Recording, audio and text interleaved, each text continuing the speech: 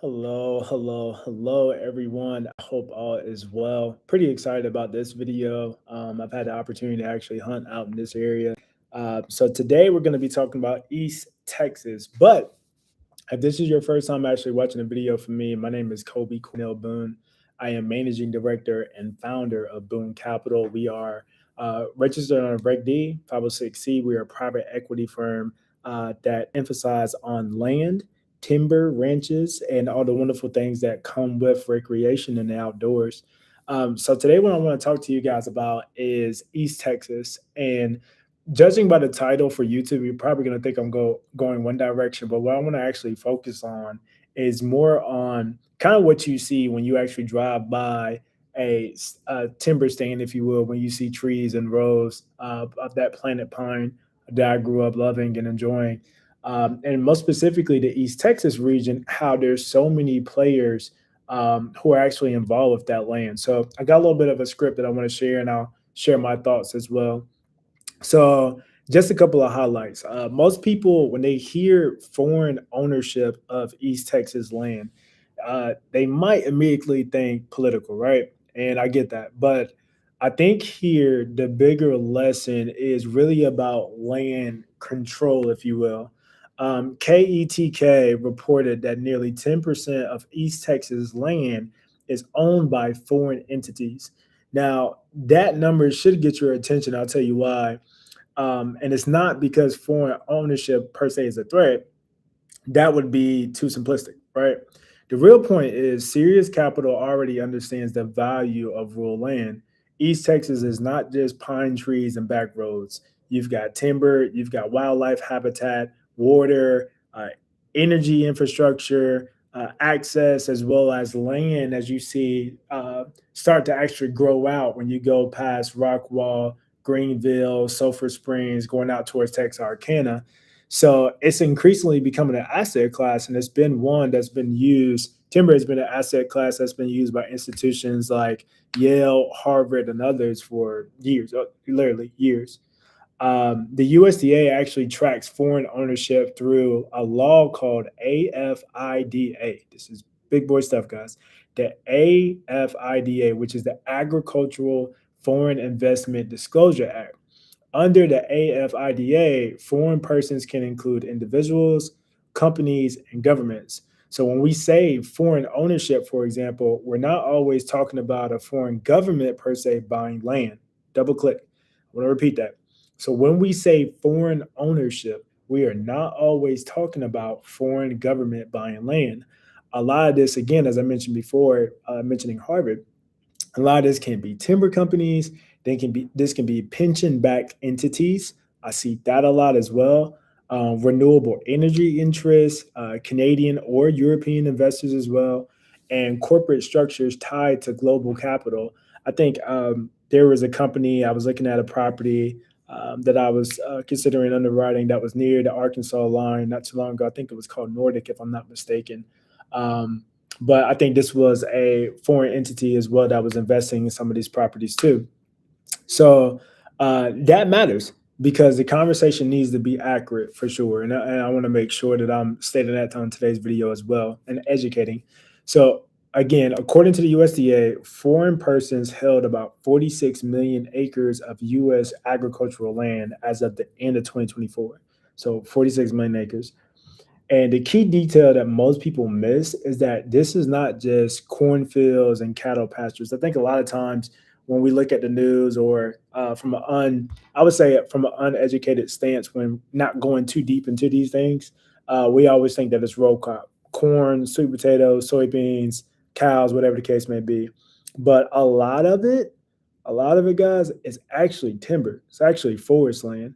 And that's why East Texas is so special because East Texas is one of the great timber regions of our country. You've got pine plantations, hardwood bottoms, rural recreation, creeks, ponds, watersheds, major watersheds. You go up to Caddo grasslands up there as well when you start moving out east.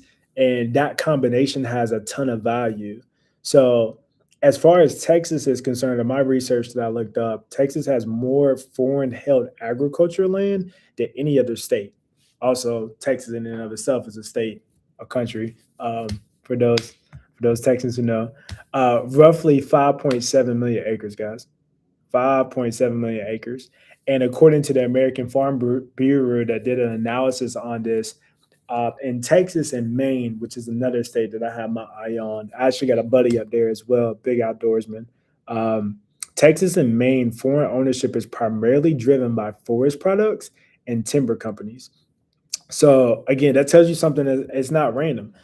This is not just people buying land because it looks pretty. This is capital chasing a productive land that grows timber, again, supports energy leases, outdoors recreational use as well. I am a huge advocate. Again, story of why I even started this firm was I found out that my great grandfather, Forex great grandfather, had a timber lease on his property. He was leasing his property out for timber, and I've seen the benefits of that managed forest for outdoors recreation and also generational wealth for families as well.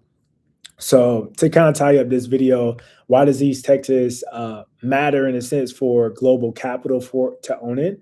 I think the answer is simple. Again, when we talk about 5.7 million acres, land is becoming strategic. Timber is strategic. Water is strategic, especially when we start talking about scarcity. Access is strategic as well. And land near these growth corridors, as we're seeing this boom within the Texas Triangle right now, it's starting to become a huge thing at play. So a few more things I want to touch on before I wrap up this video. When we see that this push towards land mattering, you look at the Senate Bill 17 that took effect in 2025, as it was restricting certain individuals and entities from countries like China, Russia, Iran, North Korea from acquiring Texas real property. That shows you that the state sees land ownership and stewardship as vitally important and more than just a private market issue, if you will. It is a matter of security, of food, sovereignty, infrastructure. And the answer in this case is not panic. The answer is participation. It's we need more stewards. Um, Now, paraphrase, but I'll put this in there as a believer. There's a scripture that I love that says the work is plentiful, but the laborers are few, and that can be kind of misused. But the way that I'm positioning that here is that we need more stewards. I'm honored to be a part of a few different organizations that are fixated around that next generation of stewards for land. So to summarize this in totality, I think what's really important is understanding the landscape of historically how this land has been stewarded, who the actual owners are of these particular properties as well, and how that plays into access. Again, there are timber leases, there are different activities. I know a few great companies out of Maine. A lot of the timber companies that own Maine, like literally own the majority of the land in Maine, make it publicly accessible, kind of in a way that you see in a lot of your Bureau of Land Management, BLM land, when you go out to the Midwest. I got a good buddy up there, investor in Utah, for example, making it readily accessible to others. So do with this information as you may, do your own research. You can definitely check out the AFIDA and some of their criteria and policies as well. But what I really wanted to convey from this video is how much of this land, again, is foreign investors, but not foreign just based on not based on just regions of the world or countries, but foreign in the sense of institutions outside of Texas, whatever the case may be. So if you're interested in what we do, you can reach out and schedule a call. My name is Kobe Boone. You can reach out at boonecapital.co. That's boonecapital.co. Would love to have a conversation with you about what we're working on.